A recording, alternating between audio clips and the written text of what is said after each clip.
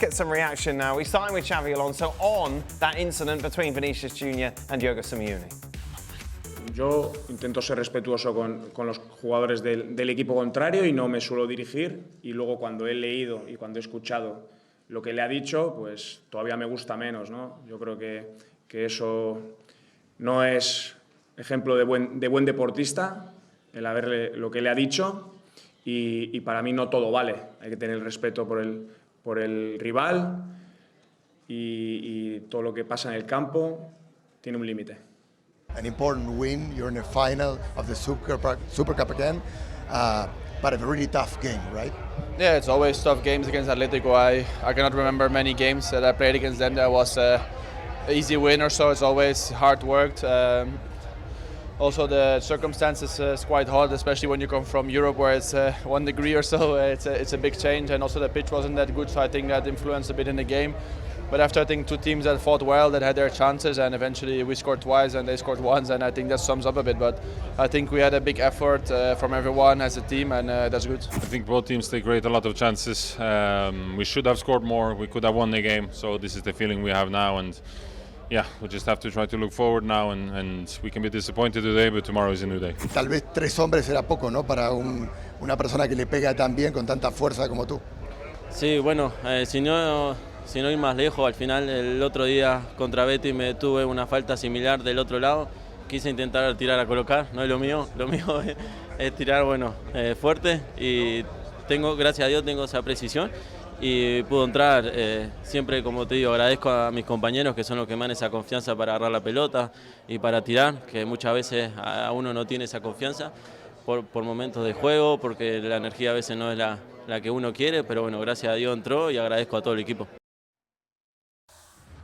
So Real Madrid through to the Super Cup final once again to face Barcelona. We welcome in from Saudi Arabia, Gemma and Mario Suárez joins us. Luis Garcia is with us as well. Stephen Craig, of course, in the studio. I really want to start with this Vinny stuff because I love it. It's brilliant. It's such a great soap opera. We'll talk about the game in a moment, I promise. But in Xavi Alonso's world, that's the sportsmanship and all that, and that's kind of in some sort of fantasy world, because I understand that you're trying to... This is a given?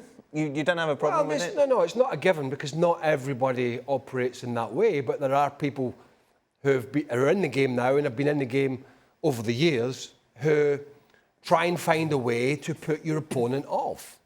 And at the end of the day, Vinícius at the moment has the last laugh here.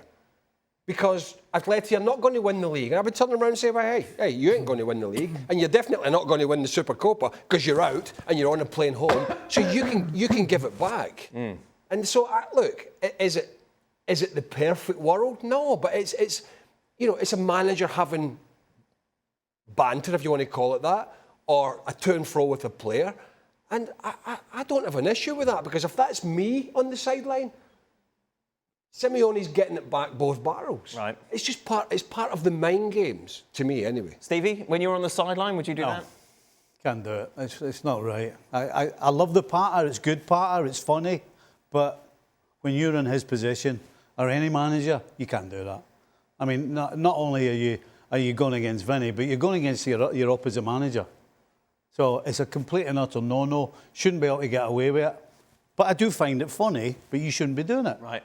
Shouldn't be doing it. It's really simple. You can't do that and shouldn't do that. So you never have managers stood on the sideline slaughtering other players, both their team and the opposing team. It's happened before, it's happened today, but it shouldn't happen. You shouldn't. The position you're in, you're the leader of your group, your team, you're the manager. You have to show some respect, and you're certainly not just disrespecting Vinny, you're disrespecting the other coach as well. Does this sort of activity surprise you? Well, it's not surprise me. It's not what we are used to seeing from the sideline, as you were saying. But he's like that. He did it because he knows that he can disconnect Vinícius. We don't know what Vinícius said to him, because when the substitution, he said something to him also. And in that play when Simeone talked about Florentino, I agree with Xavi that you cannot do anything in football or everything in football, but I cannot have a better opinion than, because it's not normal. But I don't know what Vinícius told him back, so I don't know all the history or the real history. Thank you very much, former Atletico Madrid player, Mario Suárez. Much appreciated. Luis? Yeah, I don't understand, Mario, what he's trying to say. We all agree that managers or coaches shouldn't address to the players that they are not on their charge. I mean, I can talk whatever I want to my players, but getting involved with the opponent is not the right thing. Today, we saw something. I had a manager before that he used to complain so much and talk to all the players that they get closer to the sideline to try to put the focus out of the game. And sometimes they work and some other times not. But definitely as a player, I don't like it. I don't enjoy it. So I prefer to see a manager that is focusing on their things. And today Simeone tried to take the focus out of Vini Júnior, because I think that he knows how important it is for Real Madrid. At that point, again, I agree with Mario. We don't know if he was first one Simeone or he was first one Vini Júnior, because they were very close. Vinícius Júnior was right on the edge of the line, and Simeone exactly out of his zone of coach. But definitely it's something that we don't like to see, and normally we don't see much, but today it was on prime time, and well, we enjoy it. It was funny. But again, also, as I agree with Steve Nichols, we don't agree with that way of behaving. Well, nothing says 2026, 2025, probably even 2024, probably even 2023, probably even 2022. Nothing says recent history like, oh, everybody's upset. I mean, come on. I mean, it's part of the game. Gemma, you've sat on many sidelines, watched many games over the years. Is Simeone unique, or do we see this a lot more than maybe we think?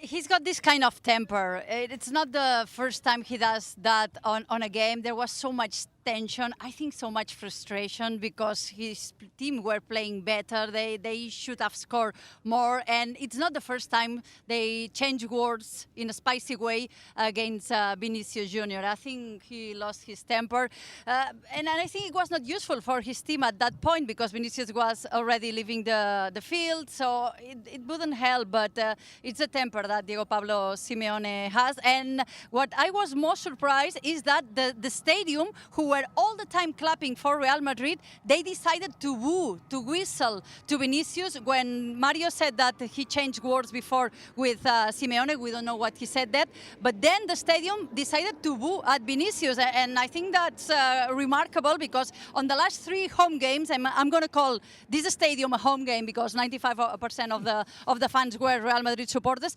They booed Vinícius Júnior, who is in a strange situation at Real Madrid, 16 games without being able to score a goal. It's true that he contributed on his team being on the final, but again, controversy regarding Vinícius Júnior and of course Diego Pablo Simeone. There's no way that ball, if he stands square and doesn't sort of do that, there's no way that it's even getting through. As good a strike as it was to Jan Oblak, that's the whole point about having a wall. So when you go back in the dressing room, and we've all sort of at some point in our career probably winced a bit from when you're in a wall. And when something happens when you do that, i.e. goes in, you just don't want to be the guy in the dressing room that has to put the hand up and say, oh, by the way, I'm the coward. I'm the one that wasn't prepared to take the ball full on. And if we're being honest about it, that's what happened here with Sorloth. Now, when he turned away, he probably wasn't thinking that this free kick was going to be as good as it was, but the camera doesn't lie. He did not stand up to that free kick, and that allowed it to squeeze through with the pace that it had, that left Jan Oblak with very little chance of making a save. Mario, do you agree? Do you blame Sorloth for that? Yes, of course. Maybe also Jan Oblak could put one more player on the wall, but if Sorloth stays just in his position, that goal will never exist. Oblak to blame a little as well, Stevie, for his wall position? No, I don't think so. No, because but he's right. Mario's right though. He should have probably had an extra body in the wall. It's so far out, isn't it? Yeah, I suppose. Yeah, we're going away from the facts. The facts are if Soloth had stayed strong, the wall that he put up would have been fine. You can put 10 people on the wall. If they all go sideways and get out the road, you can't blame the goalkeeper. So I don't blame the goalkeeper. Luis, who are you giving the blame to? No, we mentioned yes, halftime. I think that Solo should have to stay. I mean, when you decide, when a person that is in charge of deciding set pieces and deciding who is all going on the wall, you know what kind of player you put on the wall. I wasn't a player who was going on the wall because I wasn't one of the bravest. I know that if the ball comes to hard, I'm gonna give my back. I'm gonna turn my back. So they knew, my managers knew, my coaches knew that I couldn't be on the wall. So when you put a player on the wall, it's because you know their strength. And we are talking about a 6'3", 6'4" player, strong, that is used to battle with tough defenders. So a ball, I'm sure that he's not scared of. I'm not sure if it was just a reaction of seeing the ball coming to you, because you can see that he's turning around and also bending because he can see the ball arriving to his stomach. So I don't know what happened in that situation, but you should be focused on trying to stop that ball, not turning around. Wait, Luis, how did they find out that you weren't worthy of the wall? Did they just kick balls at you? No, See what your reaction was? Oh, because I used to jump a lot when players are coming around to chase me. So yeah, they knew that I wasn't the bravest. I'm not the bravest. Don't put me. Yes, don't put me. You'd be in the wall, wouldn't you, Stevie? Oh, why? Oh, yeah, of course. It's not going to make a difference to him, is it? Look. Gemma, after the game, Xavi Alonso was talking about Kylian Mbappe, of course, missed this one because of injury. What's the latest there? Well, if he's fit, he's been tested by the medical staff of Real Madrid, and if they consider that he could be able from the bench or from the start to play. Let's remember that he got a sprain in his knee, but it was not as serious as they thought. So there is a chance that he travels. He will probably travel, and then Xavi Alonso will decide if he plays from the start, from the bench. It would be, of course, a luxury revulsive for the game.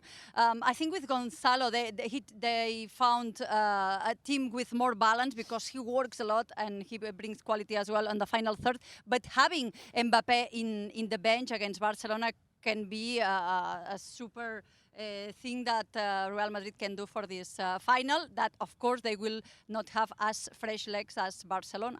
Yeah, it does look like he's going to travel tomorrow. If he travels, he's going to play on Sunday.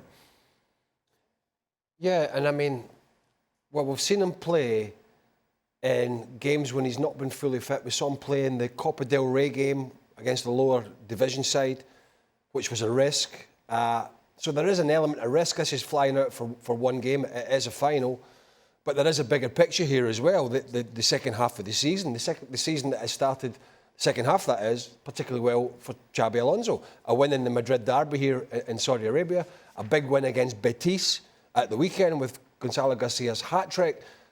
So there's a title race at play here as well as a Supercopa. So it is a big call because you don't want, as good as the young man has done, you don't want to rush him out, play him in the game, and then he's looking at 6 weeks because that could cost you the title. Good stuff. Thank you very much. Gemma and Mario, you've got 2 days off now. It'd be nice ahead of the final, of course. Real Madrid against Barcelona. I say thank you very much. Goodbye. That game live on ABC. Coverage starts at 1:30 Eastern. Be sure to join us.